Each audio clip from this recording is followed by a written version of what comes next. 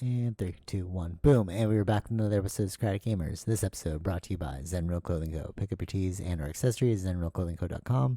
And make sure to use offer code Socrates at checkout for 20% off select items.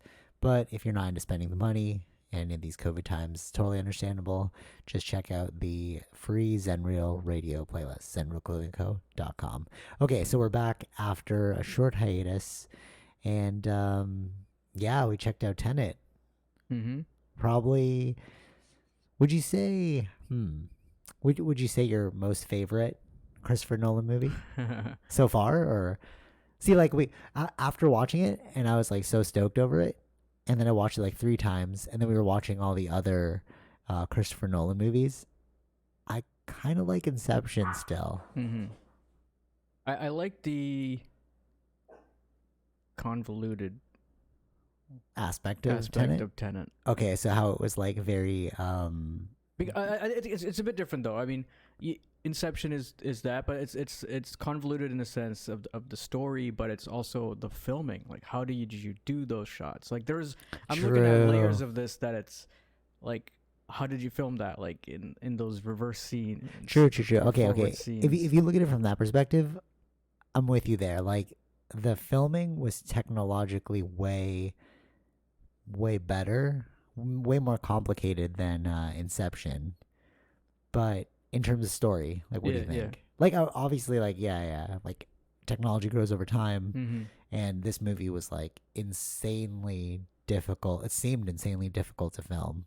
Yeah. You know, especially the reverse scenes when he caught all the stuff that was like reverse entropy. Yeah. Did you find out how he did that, or no? No, like, I'm still waiting to get more behind the scenes kind of stuff. Like, I've seen some of it, and the way some of those fighting scenes looked like it was done in one. It looks both like it was going in forward in time, but the way they were fighting had a mix of both. Right. The movements of the choreography of some of those fight scenes. So it's difficult to say how. But I wonder if those were like those were like a cheat for our eye. You know what I mean? Like, it made it seem like it was filmed in reverse, but like the way they cut certain scenes, like they made certain scenes memorable, and then when they revisited later, it made sense. You know, but I don't think they filmed it.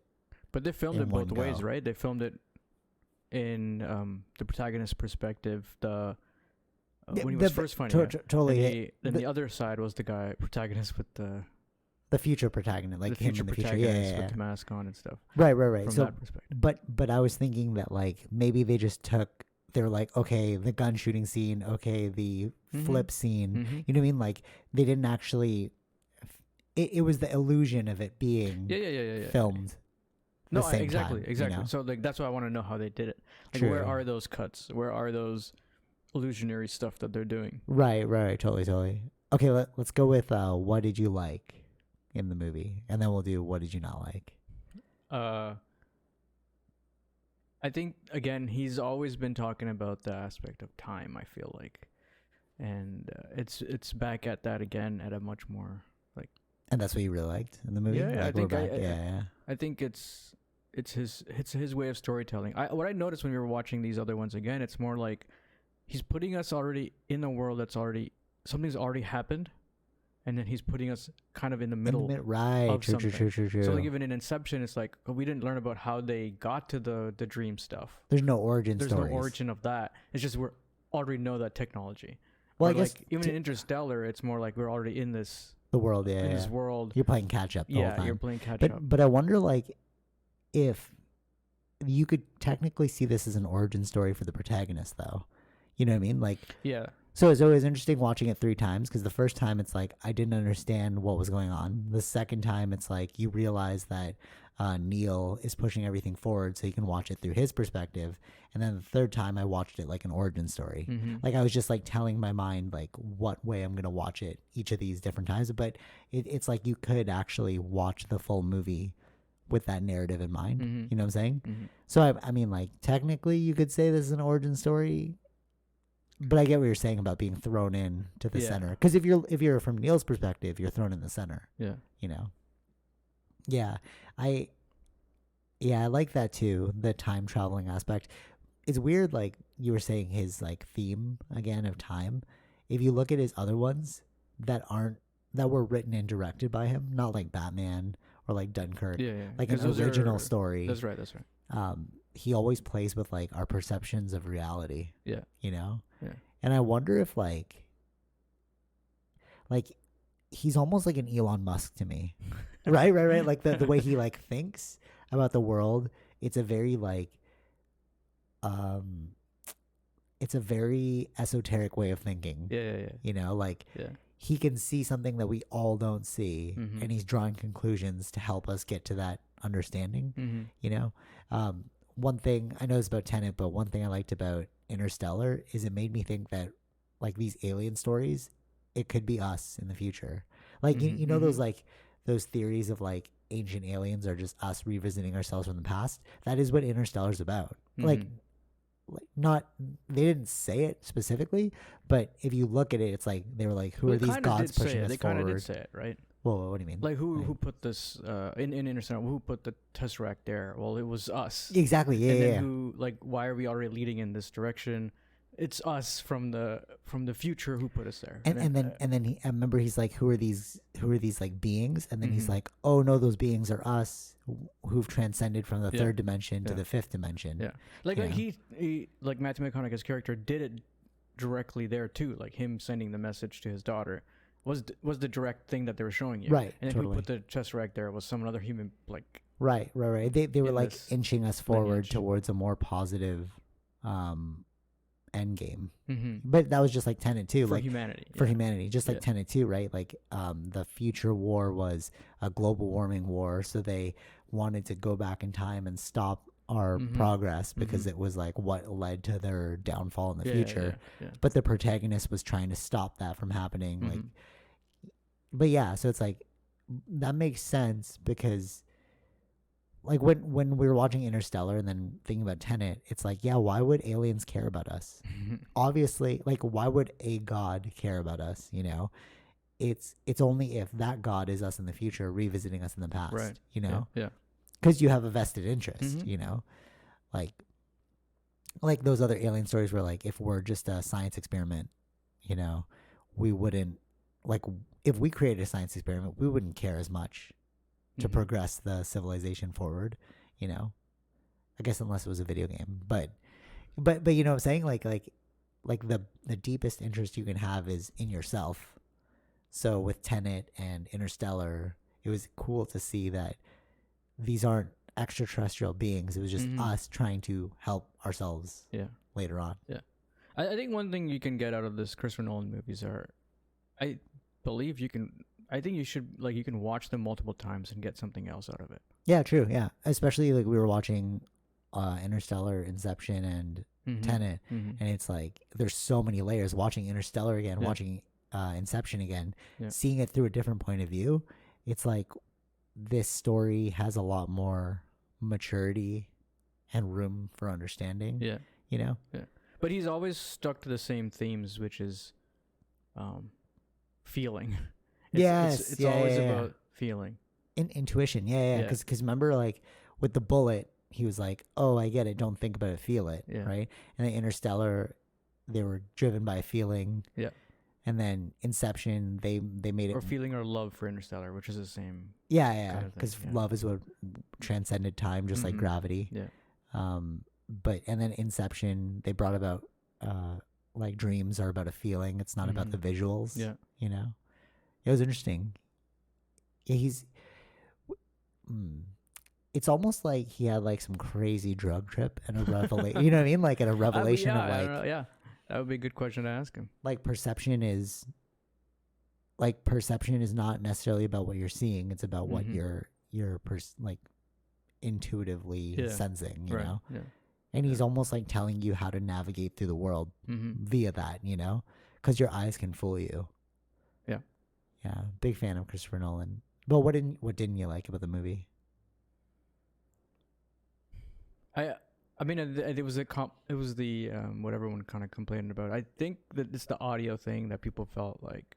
Oh yeah, were the thing. totally. But like again, I looked at it differently. But then you said you saw it in IMAX and the audio is not an issue.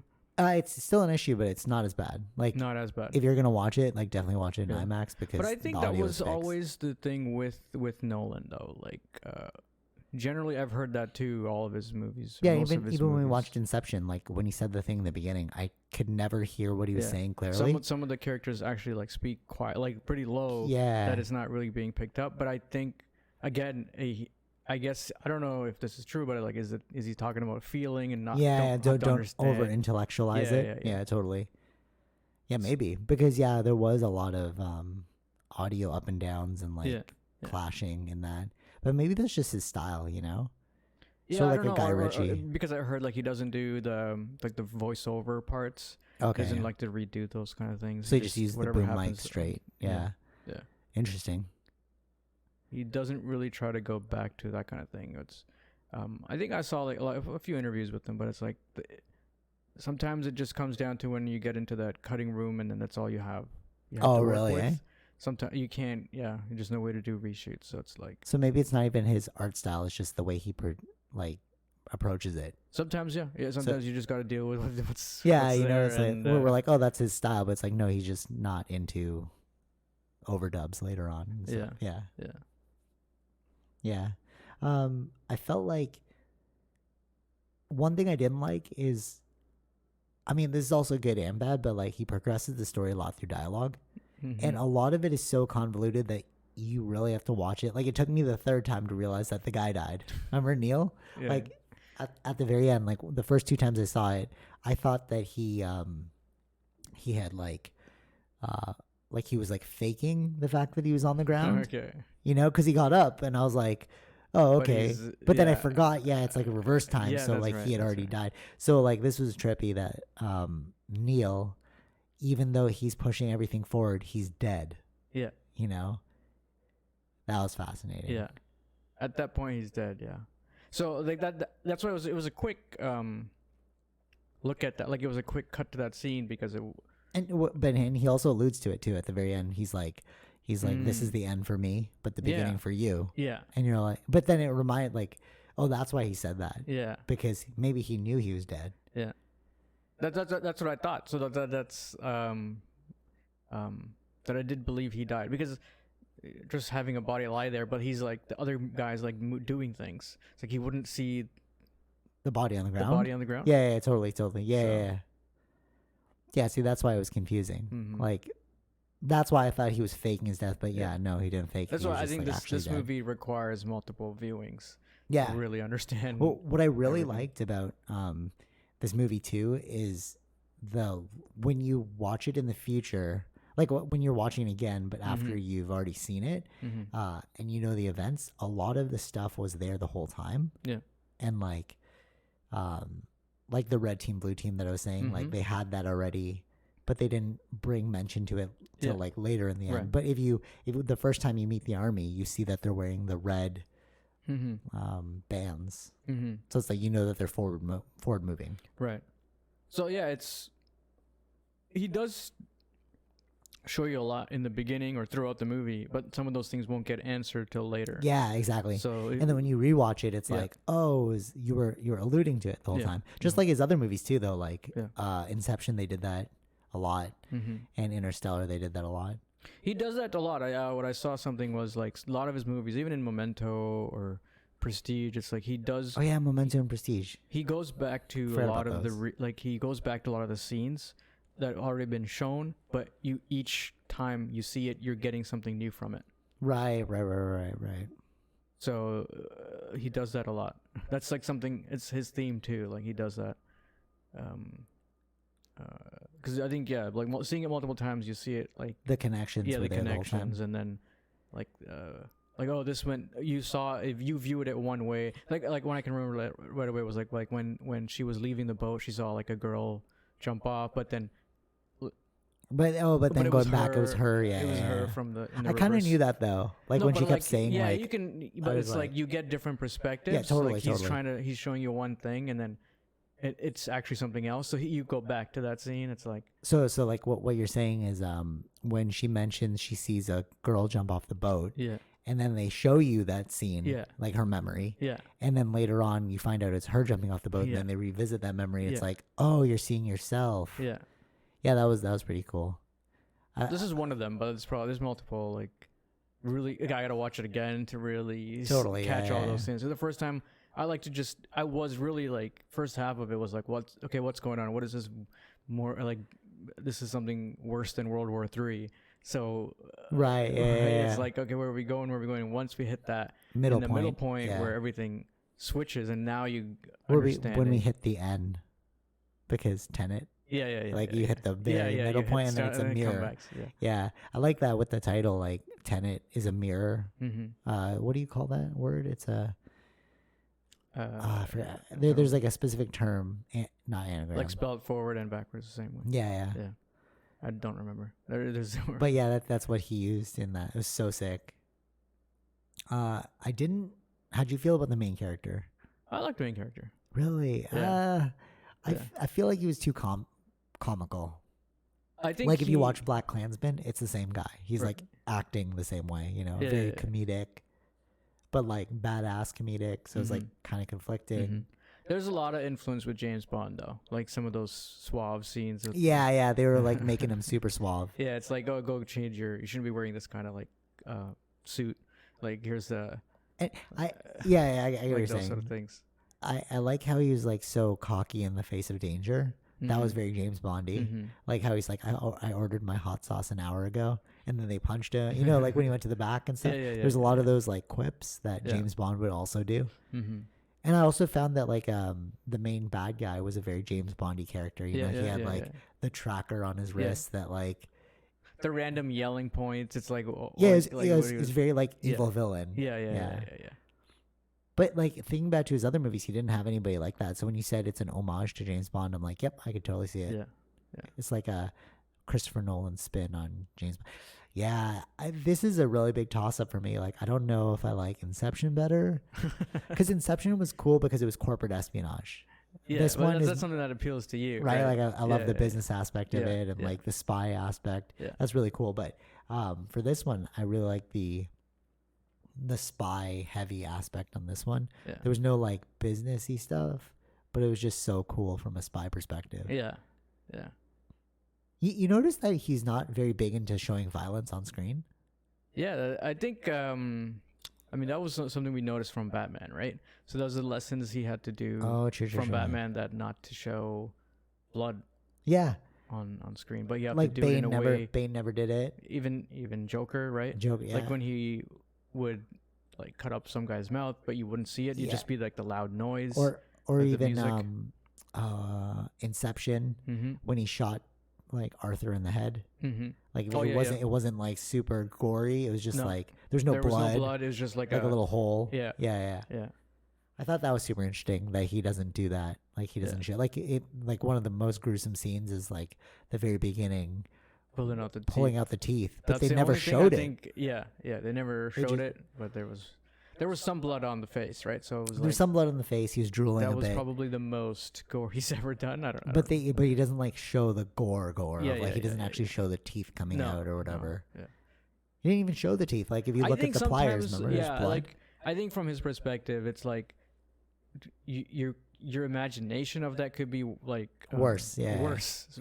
So you don't have to show it. True. But you know what's happening. So he's playing with your mind like that. I really thought the soundtrack guy was Hans Zimmer, because it was very Hans Zimmer. But then when you said it was Ludwig, who's the producer of Childish Gambino, and he also did Black Panther, it's like, you could hear the tones in it. Yeah. But it's weird though. It's like, why did you choose him and not Hans Zimmer? I don't understand. Must be some cost issue. No, I don't think so. I think it's just giving him a shot.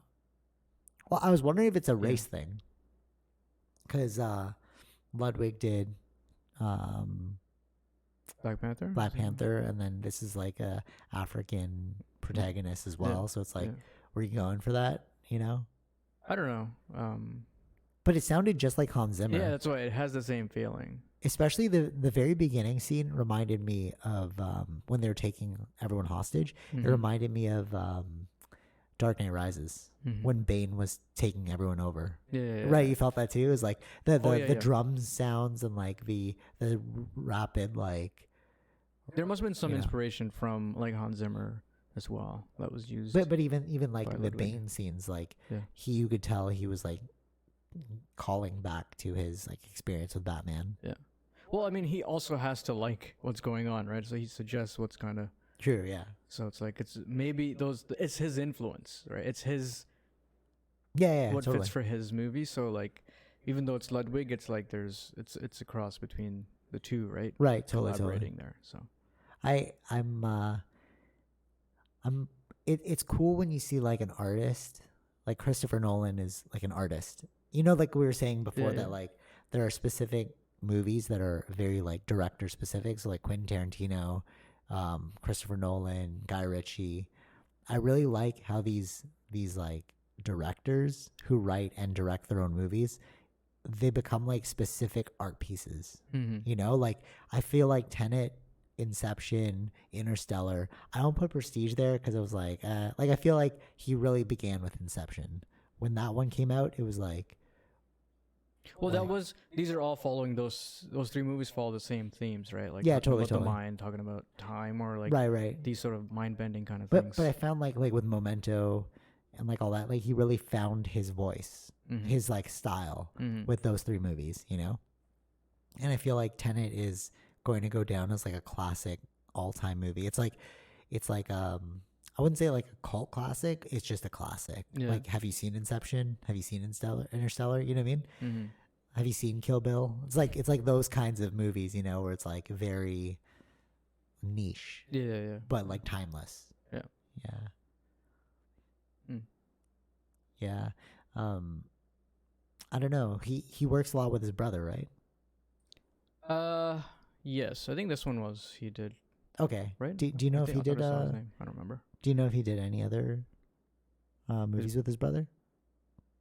I Like don't know. which like I wonder if like Inception was with his brother, because I wonder if like these themes are like him and his brother musing over like.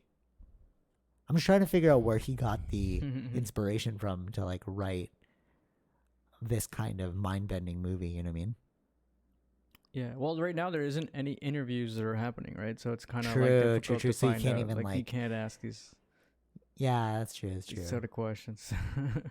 Yeah. Like I don't know what kind of press stuff did they even do. They did some, I think, but that was like for Fortnite. Right? That was the weird thing. Right. They did the watch party in Fortnite. Yeah. That was interesting. For the new trailer and stuff, and the interview after with the actor, but I don't know if they interviewed Nolan. But yeah. You know what was really cool about circling back to like how he inputs things that you'll find out more about later. When you watch that first interaction scene between the protagonist and Neil, and like when you first watch it, you're like, oh, Neil is a very well-informed individual. Like he read the profile of the protagonist. And then you find out later, no, he's from the future, and they had a really close relationship. You're like, oh no, you just know a lot about him because you spent a lot of time with him. Yeah. You know? Right. I thought that was cool. Oh, another thing I thought was cool. Remember Neil, he said like, you never drink on the job? Yeah. So I was watching it, paying attention, when he was on the boat and the guy was like, drink with me. Remember the main villain? Oh, yeah. He didn't take a drink. He just left it there. Yeah, interesting, right? See, these are little things, right? Like, yeah, you pick up on later. Yeah. Like the continuity is there. Yeah. Is very slick. I liked it. And then like also when he met with the arms dealer, the Indian woman, she's like, make a drink for our friend. He also didn't pick it up. Like he's never drank it. I was like, oh.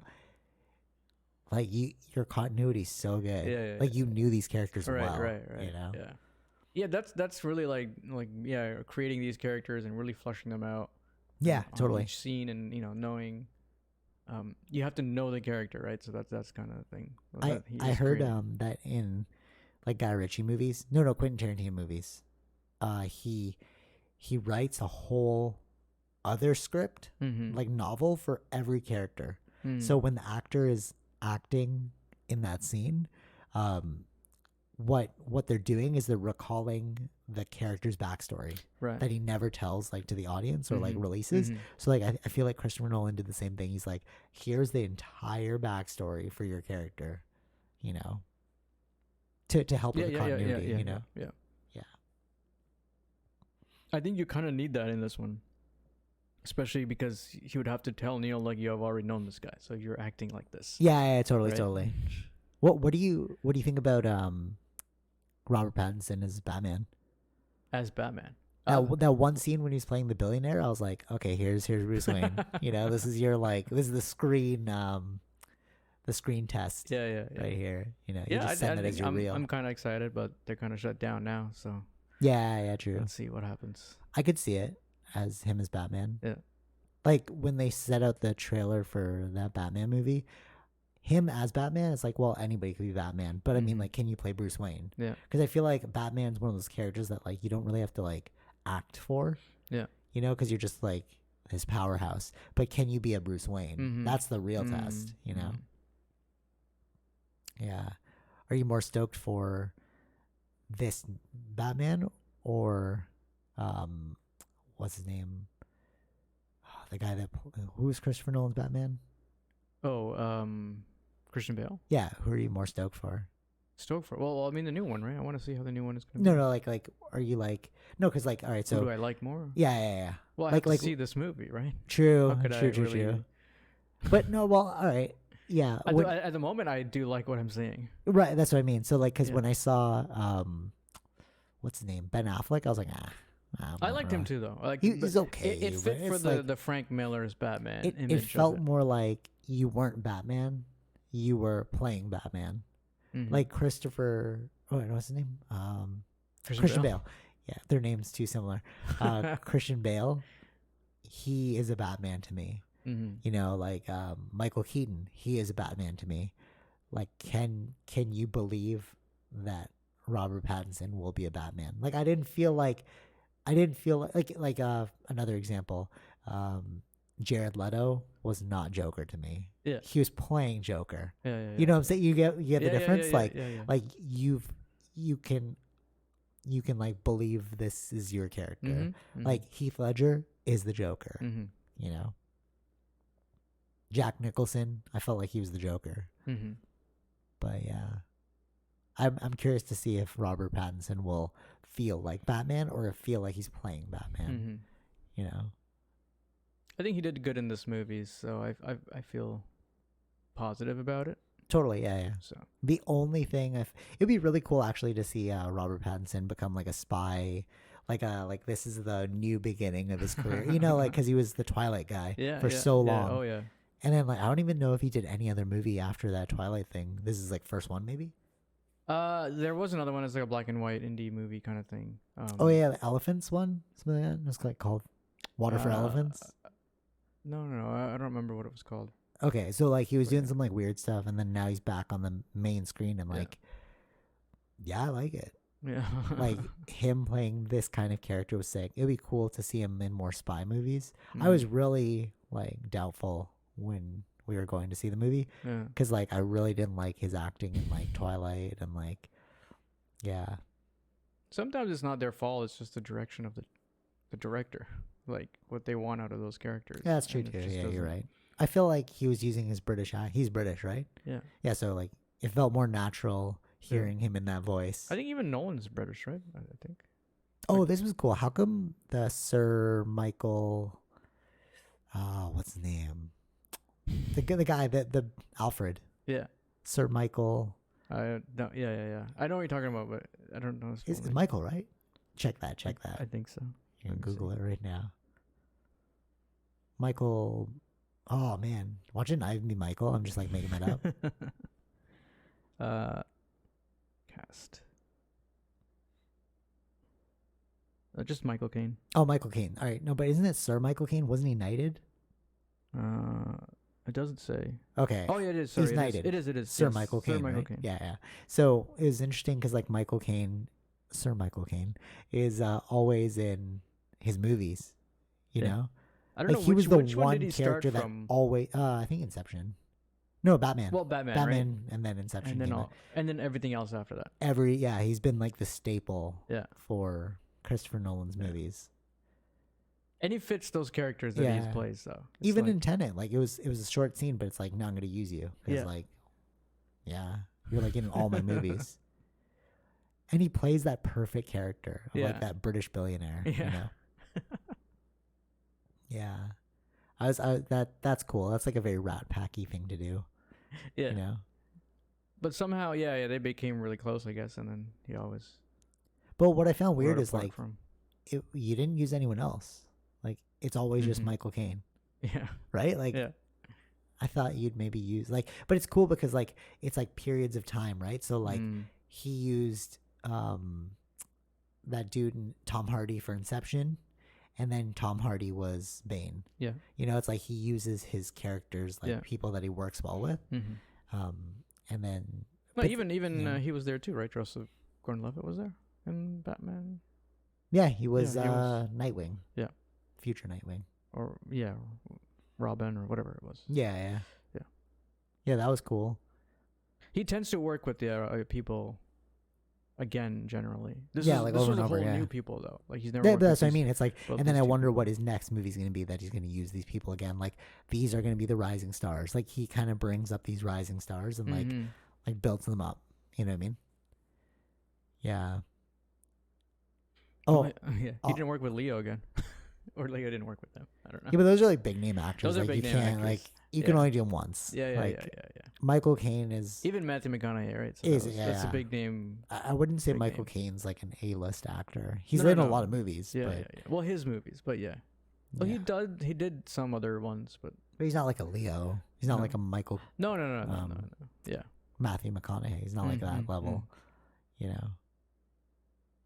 Yeah. Actually, yeah, Christian Bale was also in Prestige. Oh, was he? Yeah, he was the main guy. Was it Hugh Jackman in that one too, right? Yeah, Hugh Jackman was in that too. Mm. But who else was? When did he use Hugh Jackman again, though? No I other don't know. time. Yeah, Too big. I guess He got too big. He became Wolverine. Yeah, Yeah. exactly. Yeah, yeah, that's interesting. I'm really stoked to see where these like actors will take their career next. Yeah. You know, especially like Tenet, and then him being like Robert Pattinson going from Tenet to Batman. It's like, oh yeah, you're building your Yeah. resume now. And if it does really well, it's like you can see more of these Batmans in the Mm. future. Who's the director for the Batman? Is it anyone like cool? Or? I don't know his name offhand. Director of Batman. Is it the Batman? The Batman, yeah. Okay. Matt Reeves. Okay, so I don't know who that guy is. Matt Reeves. His name is very familiar. What else has he done? I thought his name was in the world of the comics, though. Like,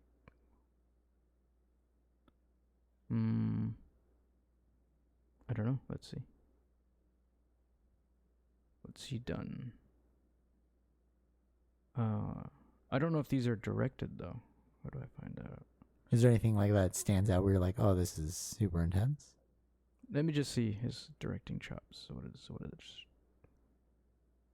shows on IMDb. Oh, he's done writing stuff too. So directed Cloverfield, Oh, okay. That's a good movie. Dawn of the Planet of the Apes. Hmm. Director, he wrote for Let Me In. Oh yeah.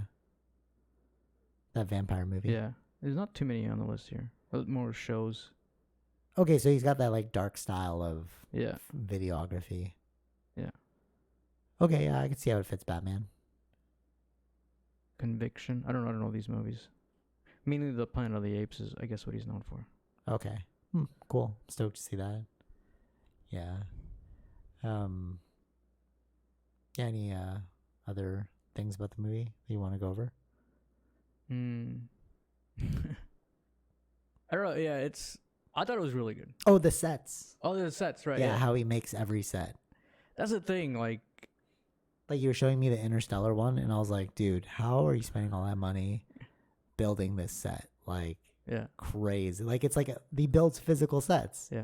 And then his So actors playing he it. did talk about the CG thing. He doesn't like to use CG for, like in general sense.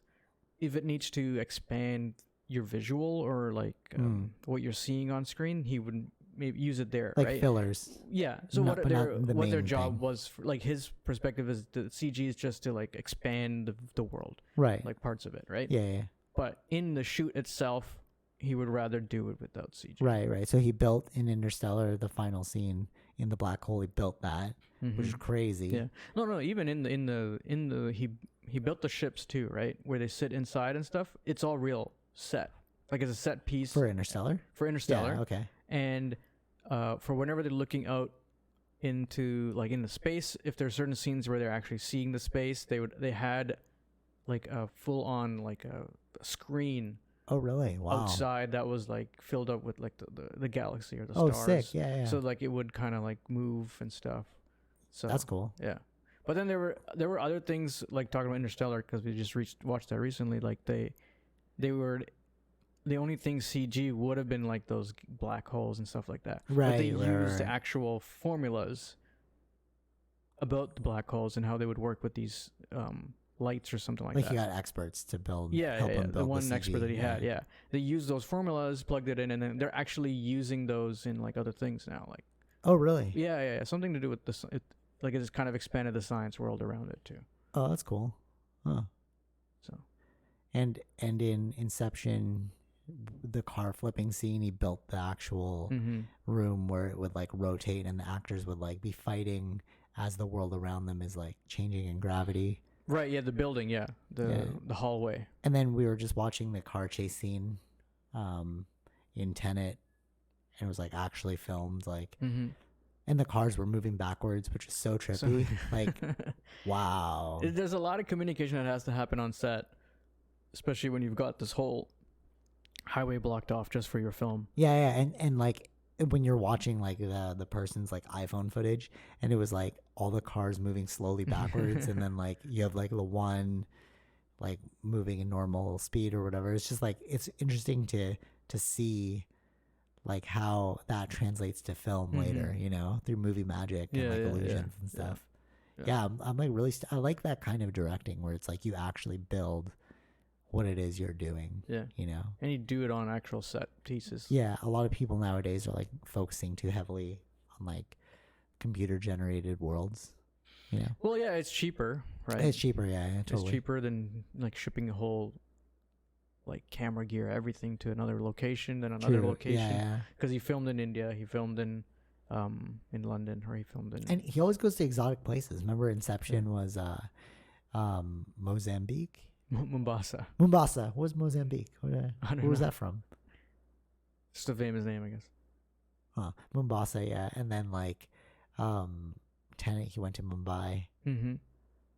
Yeah, that's so sick. I like that. Yeah. Like that and he filmed, like I saw watching some of those things, he filmed during the monsoon season in India, so it's like just pouring rain and he was still filming. Wow. It's like commitment to the craft. I also like how like he does mind bending things that you would have never thought possible in the movie. Like for example, in Tenet when they bungee jumped upwards. Yeah. That was oh, I never even thought about doing that. Yeah. That was really cool.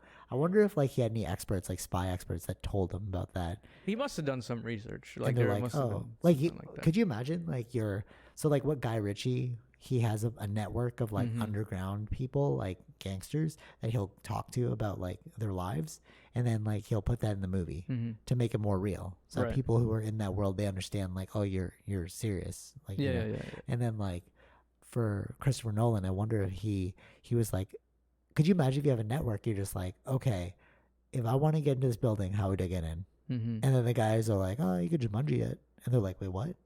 And you know what I mean? Like to have that network of people, of like knowledge experts, would be so sick. It's not just that. Like I think what he likes to do a lot, which I saw his interviews, like is trying to find new things that hasn't been done before. Oh, so you think that reverse bungee thing was a new thing? No. I'm saying like it's not done before in film and stuff. Oh like yeah, that, true. right? Yeah. So they could be true, real true. things, but not been shown in film. Right. So like even right. in Interstellar, it's like instead of like creating like a like we'll do a dust storm, Where did you see a dust storm actually before? True. Being actually having dust on the set and everything. So it's like True. It's like some of those things are like, what can we do that hasn't been done before? And Like, you know. like not known to the global consciousness Yeah, of yeah, like yeah. people. Yeah. So like the bungee jumping to climb, like that's not done before. You've never seen that. Yeah, that's true. But it's probably a real thing. So it is. Yeah, that's true. That was super unique. Yeah, he's a true innovative creator. Yeah. Do you know if he's working anything next or no? Well, it's too early to say. I mean, Oh, okay. maybe. Yeah, especially with probably he COVID, is. too. Like if he's writing anything, he's of course. I he's heard gonna be I heard writing stuff. too that like a lot of these people, like these writer directors, they have stories written, but they don't film them because the technology's not there yet. Yeah, that's probably true. Yeah. So like Quentin Tarantino, I think he was saying like he had Kill Bill for like 10 years or something like that. Yeah, He's yeah, been yeah, sitting yeah. on it. Yeah. No, there's a lot. I hear they're making Kill Bill 3. What? Yeah, I think it Oh, might be. he's making it. Yeah, I think it might be one of his final ones. Side note. Yeah. Well, with Nolan, it's always a few years before another one, right? So True. Yeah. it's been like Tenet's been 2020, which is it's 10 years since Inception, right? So Yeah. there's a lot in between that has happened, but every 3 like to 4 years, like an you have original. something. You mean? Yeah. Like 2014 was Interstellar, right? And then I don't count Dunkirk because he didn't really write that. Yeah, that's a personal. I felt like that was like more of a personal project, but he did Yeah. use time in that too. He was like playing with it. Yeah, he was playing with time. Yeah. Yeah, which I liked. I like when I first watched it. It's like when we're watching. Oh, this is in minutes. This is in hours. This is in days. It's Yeah. like, Yeah. then they yeah. all yeah, come true. together at some same point. Yeah, I was sick. Yeah.